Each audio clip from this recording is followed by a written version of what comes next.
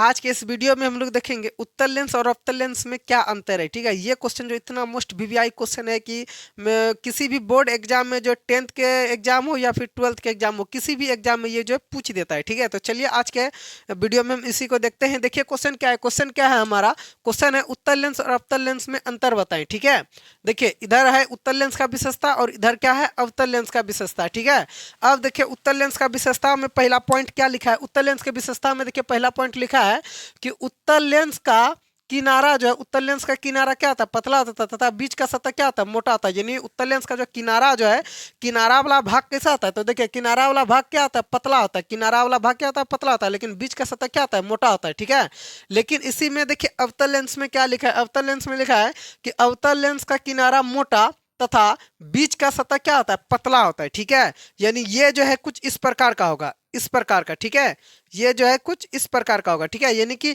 बीच का सतह जो है, देखिए किनारा कैसा होना चाहिए, किनारा होना चाहिए आपका मोटा। ठीक है, देखिए यहाँ कुछ इस टाइप का होगा, कुछ इस टाइप का होगा। देखिए यहाँ किनारा क्या है, किनारा मोटा है लेकिन बीच का सतह क्या है, पतला है। तो ये क्या हो गया, ये हो गया आपका अवतल लेंस हो गया। ठीक है, अब दूसरा पॉइंट देखते हैं उत्तल लेंस में क्या लिखा है। दूसरा पॉइंट लिखा है उत्तल लेंस द्वारा प्रतिबिंब का निर्माण वास्तविक एवं काल्पनिक दोनों प्रकार का बनता है। ठीक है, उत्तल लेंस में किसी भी वस्तु का जो प्रतिबिंब बनता है वो वास्तविक और काल्पनिक दोनों प्रकार का प्रतिबिंब बनता है। ठीक है, लेकिन अवतल लेंस में ऐसा है नहीं। अवतल लेंस में देखिए क्या लिखा है, अवतल लेंस में दूसरा पॉइंट लिखा है कि अवतल लेंस द्वारा, ठीक है, काल्पनिक प्रतिबिंब का निर्माण होता है। ठीक है, यानी अवतल लेंस में किसी भी वस्तु का जो है ना, वो तो केवल काल्पनिक प्रतिबिंब बनता है। ठीक है, अब चलते हैं अगला, नेक्स्ट क्या है अगला। देखिए पॉइंट क्या लिखा है, अगला पॉइंट 3 नंबर देखिए, उत्तल लेंस का फोकस दूरी धनात्मक होती है। उत्तल लेंस का जो फोकस दूरी होता है वो कैसा होता है, तो वो होता है हमारा धनात्मक होता है। ठीक है, लेकिन इसमें देखिए क्या लिखा है, अवतल लेंस की फोकस दूरी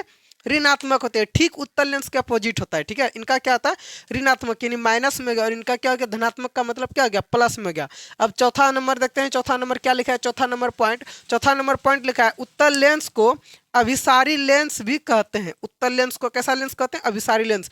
ये जो है ऑब्जेक्टिव भी इनसे भरमार ऑब्जेक्टिव बनता है। ठीक है, क्या बोल देगा क्वेश्चन में कि उत्तल लेंस को अभिसारी लेंस भी क्या कहते हैं, बोलते हैं। ठीक है, यानी इनको हम अभिसारी लेंस भी क्या कहते हैं। ठीक है, चौथा नंबर देखिए यहाँ पे क्या लिखा है कि अवतल लेंस को अपसारी लेंस भी कहते हैं। अवतल लेंस को अपसारी लेंस भी कहते हैं। ठीक है, अब देखिए अगला नेक्स्ट क्या लिखा है, अगला पॉइंट लिखा है कि उत्तल लेंस की फोकस, ठीक है, उत्तल लेंस की फोकस क्या आती है, वास्तविक होता है इनका, यानी फोकस जो हमें साफ साफ दिखाई पड़ता है। ठीक है, और ये जो है अवतल लेंस में देखिए क्या लिखा है, अवतल लेंस की फोकस काल्पनिक होती है। अवतल लेंस का फोकस कैसा होता है, काल्पनिक, यानी इसे जो है हम लोग डॉट डॉट में दिखाते हैं। कैसा, डॉट डॉट में दिखाते हैं।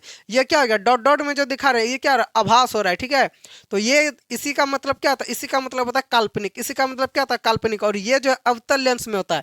लेकिन उत्तल लेंस में क्या होता है, वास्तविक, यानी पूरा पूरी हमें साफ साफ दिखाई पड़ेगा। ये क्या हो गया, तो ये हो गया सर हमारा वास्तविक। ठीक है, अब देखते हैं अगला पॉइंट क्या होता है। पॉइंट नंबर अब देखिए 6, पॉइंट नंबर 6 देखिए क्या लिखा है कि उत्तल लेंस की क्षमता, उत्तल लेंस की क्षमता धनात्मक होती है। उत्तल लेंस की क्षमता कैसा होता है, तो सर उत्तल लेंस की क्षमता कैसा होता है, धनात्मक होती है। ठीक है, लेकिन इसमें अवतल लेंस की क्षमता कैसा होता है, ऋणात्मक होती है। अवतल लेंस का क्षमता कैसा होता है, ऋणात्मक, यानी माइनस में होती है इनका क्षमता। ठीक है, लेकिन उत्तल लेंस में क्या होता है, इनकी क्षमता जो है धनात्मक में होती है। ठीक है, तो उम्मीद करते हैं आपको उत्तल लेंस और अवतल लेंस में अंतर जो है आपको बहुत बेखूबी तरीका से समझ में आया होगा।